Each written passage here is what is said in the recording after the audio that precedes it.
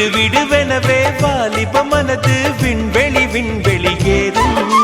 மன்னவா ஒரு கோயில் போய் இந்த மாளிகை எதற்காக?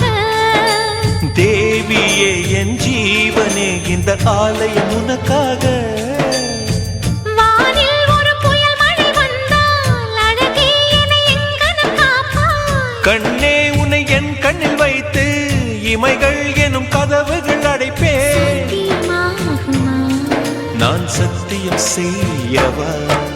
தொடு தொடுவெனவே வானவில் என்னை தூரத்தில் அழைக்கின்ற நேரம்.